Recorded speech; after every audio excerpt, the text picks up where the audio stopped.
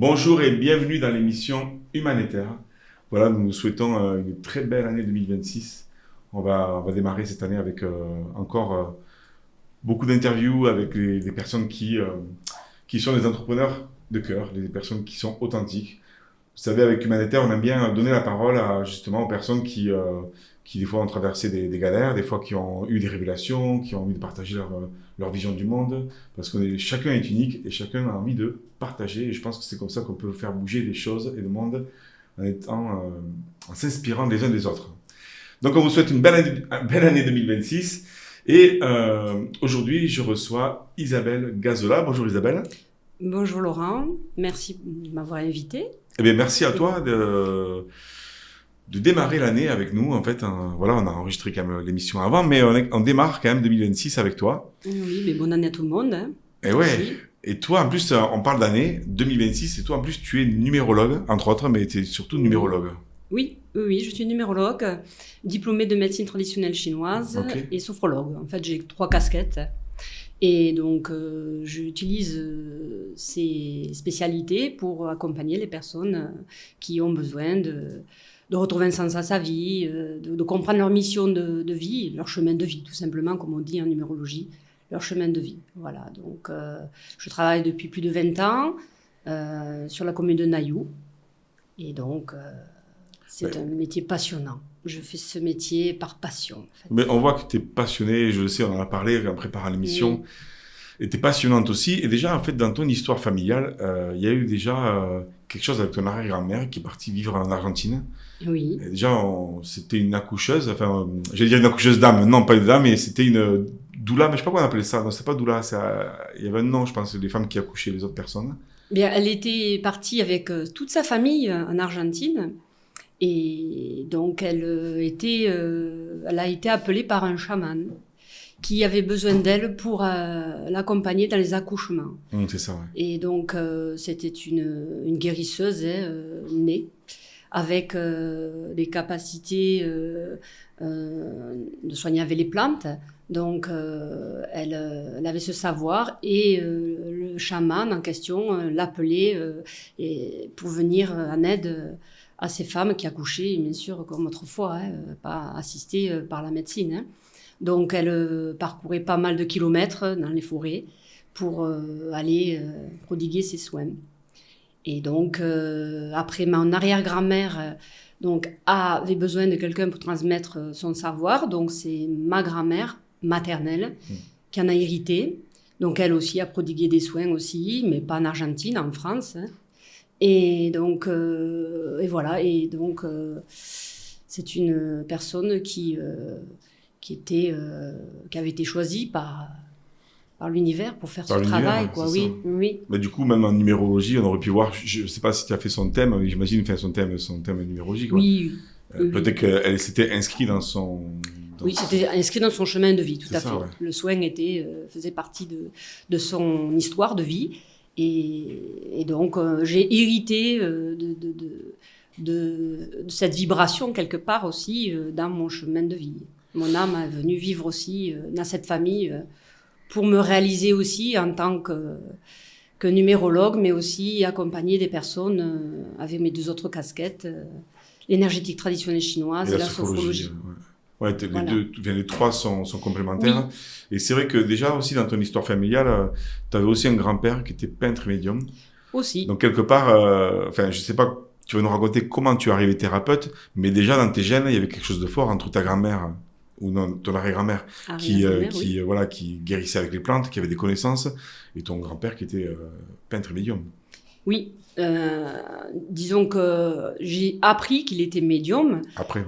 Après, bien sûr, et donc du côté de mon papa, là c'était du côté de mon papa, donc côté maman c'était les guérisseurs, et du côté de mon papa c'était médium, mais du côté de maman aussi il y avait de la médiumnité, puisque ma maman écrit des poèmes par canalisation. D'accord, ah oui. Oui, c'est elle qui m'a amené aussi à découvrir la numérologie. Donc il y a bien sûr ces facultés qui sont dans nos gènes quelque part. Et mon arrière-grand-père, lui, à travers la peinture, était guidé dans son art. Voilà, donc c'est vrai que on hérite plus ou moins de ces capacités.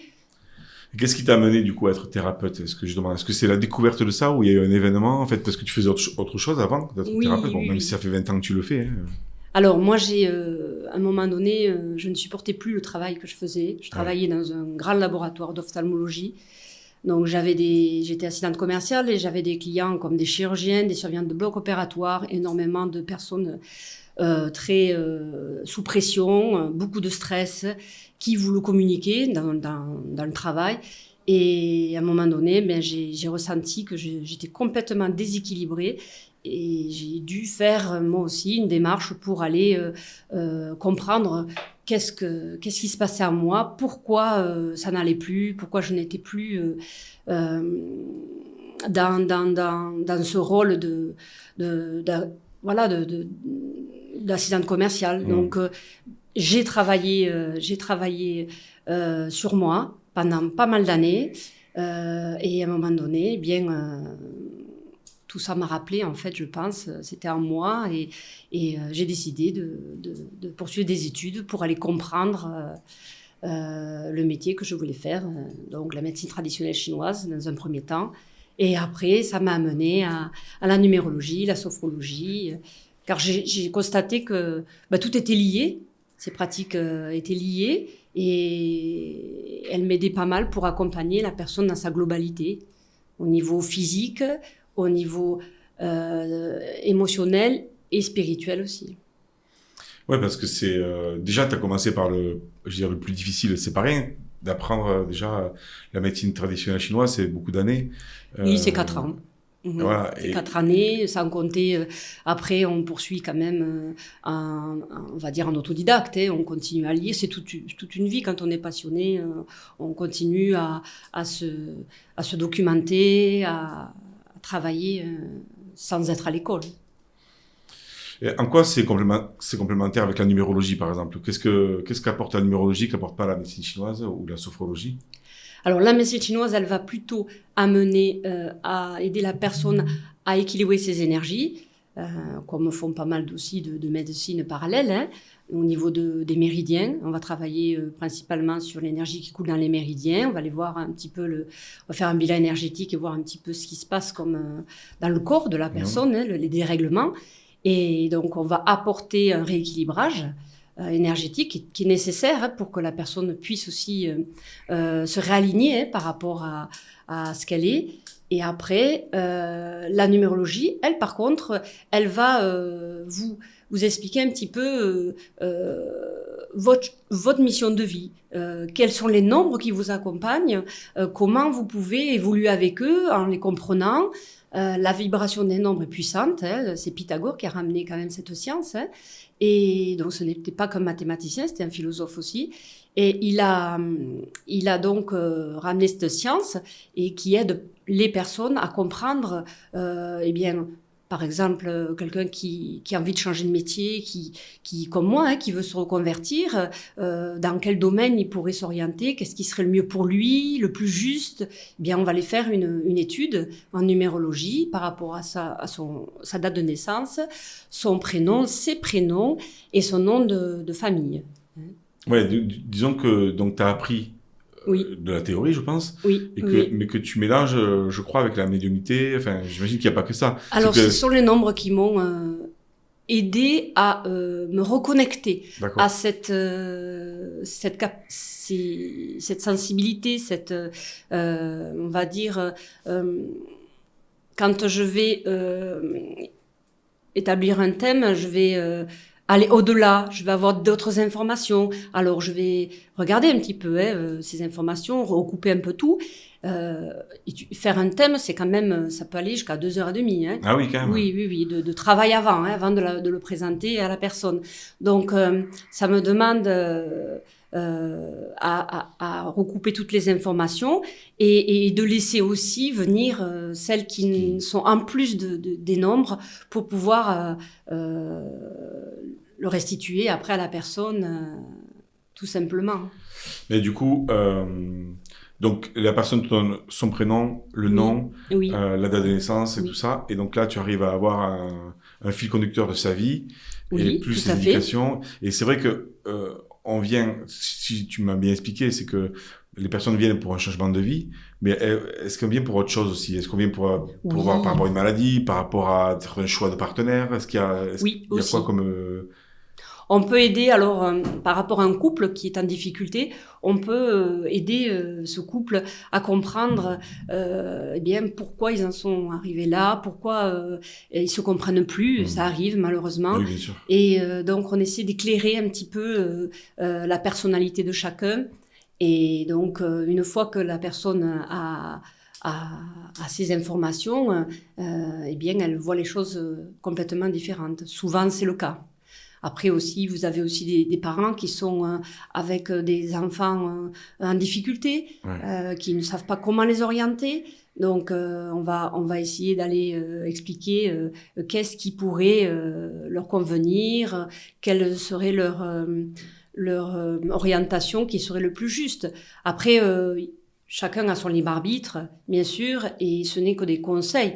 Après, la personne, elle fait ce qu'elle a à faire après. Mais les nombres ont toujours raison. Et oui, c'est ça. Est-ce que tu dirais que une personne qui vient te voir, ou pas que toi, mais déjà toi, en fait, ça vient te voir à Oui, toi, euh, ça lui fait gagner du temps, ça, enfin, parce que si jamais elle vient pas, en fait, est-ce que ça fait quoi? Elle peut trouver la solution toute seule, mais ou est-ce ah oui, elle que... peut trouver la solution toute seule ou tout simplement aussi consulter d'autres. Oui, oui. Mais Mais elle, ça permet de gagner du temps. c'est ça, Oui, oui, elle oui. va gagner du Oui, temps, en fait, oui. sur, du coup, au lieu de galérer pendant des mois, elle Mm. va comprendre peut-être pourquoi, Tout à fait, oui. Tout à fait. Et surtout, ça va lui permettre de se comprendre aussi, hmm. de savoir qui elle est, par rapport à des doutes, à des questions qu'elle pourrait se poser.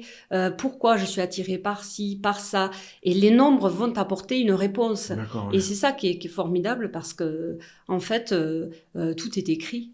C'est un peu comme une carte de soi finalement, de son chemin. Enfin ouais, c'est une Oui, carte en fait quelque part, c'est comme un guide dans un chemin où on sait pas où on va. En fait, ça donne un peu des petits poussés là, les petites pierres oui, en oui, oui, fait. tout à fait. Et on dirait, moi je dis c'est une boussole. Oui voilà, ok, ouais.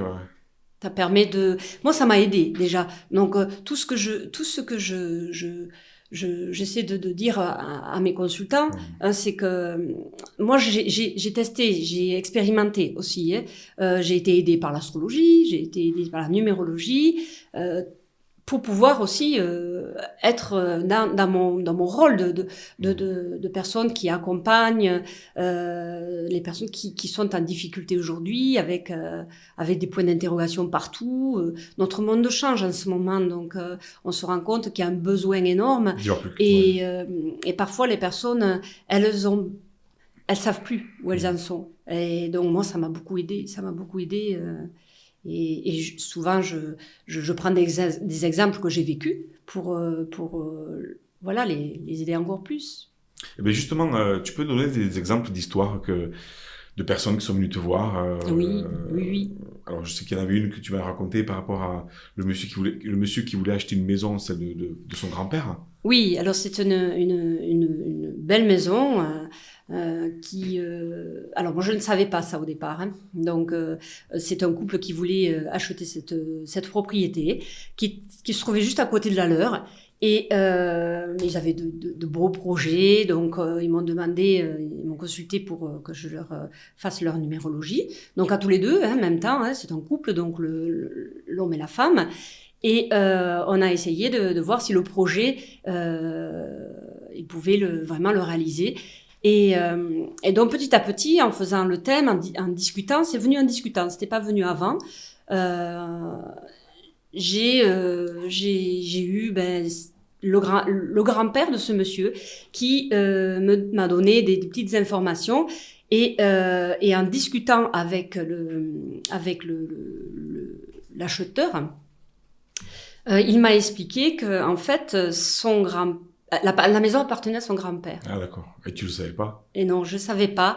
Et lui, il voulait à tout prix qu'il rachète cette maison parce qu'il l'avait perdue, parce qu'il avait des dettes. Mais c'est en médiumnité, du coup tu l'as. Et oui, c'est ça. c'est venu comme ça.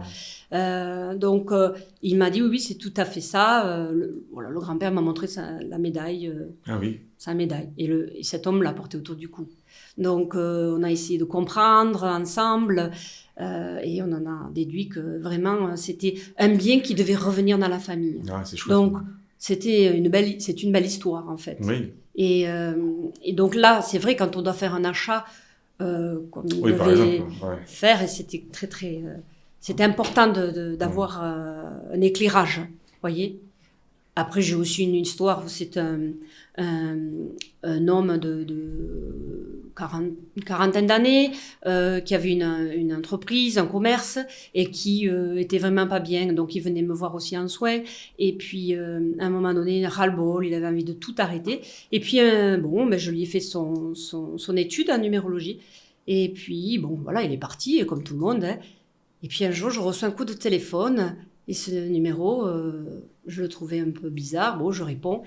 Et c'était ce consultant qui m'appelait du Canada pour me dire qu'il était parti là-bas pour vivre, pour refaire sa vie avec sa famille et qu'il était très heureux. Et donc, c'est là qu'il m'a raconté, eh bien, écoutez, suite à votre étude, en numérologie, j'ai pu prendre la décision de partir, j'avais plus ces peurs et tous ces freins, et donc je tenais à vous le dire, mais 2 ans après, quoi, ça faisait déjà 2 ans qu'il vivait là-bas, donc j'ai trouvé ça très, très beau, parce que il avait quand même de gros soucis, et là, il était méconnaissable, quoi, c'était... Ouais, c'est ça, en fait, c'est vrai que un homme heureux. La numérologie, elle sert à ça, enfin, en tout cas, tes séances, elles servent à ça aussi, c'est d'apaiser des choses ou, en fait, de réharmoniser peut-être le corps, la vie en général, quoi. Oui, aussi, oui, tout à fait. Avec les calculs qu'on fait, on peut trouver aussi, on peut guider par rapport aux problèmes de santé, on peut guider beaucoup aussi sur les années personnelles, c'est intéressant aussi parce que on traverse des cycles de 9 ans, donc on a besoin de comprendre quelle année je vais passer. Souvent, on me consulte pour ça. Chaque année, la personne elle me demande, je vais rentrer en année 4, qu'est-ce que est le mieux pour moi, qu'est-ce que je dois faire, j'ai ces projets, est-ce que c'est bon, est-ce que c'est la bonne période, ça guide énormément, oui, énormément. Ou pour le couple, comme on disait tout à l'heure, par exemple aussi, un couple, c'est une dame qui vient sur son mari et qui ne le comprenait plus. Et il était dans une année, il se posait beaucoup de questions, il était vraiment pas bien. Et donc moi, j'ai fait son étude, j'ai regardé aussi par rapport à la date de naissance de son mari. Et là, je lui ai dit, mais patientez, ça va passer. C'est juste une année un peu difficile pour lui, pour vous, mais tout va rentrer dans l'ordre. Si vous patientez, si vous restez calme par rapport à ses propos, par rapport à ses attitudes, ça devrait passer. Et en fin de compte, oui, l'année est passée et ils ne se sont pas séparés. Donc c'est de belles histoires. En fait, ouais, c'est super. Mais en tout cas, ça permet de donner des clés à des moments difficiles de sa vie, et tout à fait. Je trouve ça super intéressant. Donc, pour résumer, voilà, tu peux aiguiller avec la numérologie et la médiumnité aussi. Oui, aussi. Tu vas apaiser avec la médecine chinoise et la sophrologie. Enfin, je dis apaiser, mais rééquilibrer le corps. Quand les personnes ont besoin de soins, eh bien, voilà, elle me le... Elle te conseille, elle te contacte. Voilà, si vous voulez en tout cas prendre rendez-vous avec Isabelle, vous avez le site internet isabellegazola.com. Vous avez tout le lien en dessous. Mais merci Isabelle en tout cas d'avoir participé à cette entrevue. Eh bien, merci à toi Laurent de m'avoir invité aussi. Eh bien, je trouve ça intéressant en tout cas de comprendre, d'allier la numérologie. Enfin, c'est rare d'avoir ça. Enfin, aujourd'hui, c'est vrai que les thérapeutes ont plusieurs activités. Oui. Mais je trouvais intéressant de parler aussi de médiumnité avec la numérologie. Et oui. Et voilà, ça m'est tombé dessus comme un cheveu sur la soupe. Voilà. Si on peut dire ça, voilà. Eh bien, en tout cas, merci pour cet entretien. Si vous voulez prendre rendez-vous avec Isabelle, vous avez le lien en dessous. On te dit à bientôt. Peut-être que tu viendras pour nous raconter d'autres histoires. Mais c'est avec plaisir, merci. Il y en aura d'autres, je pense, encore, parce que tu dois en avoir d'autres encore sous ton chapeau. Merci Laurent. Eh bien, avec plaisir. À bientôt et viva la vida!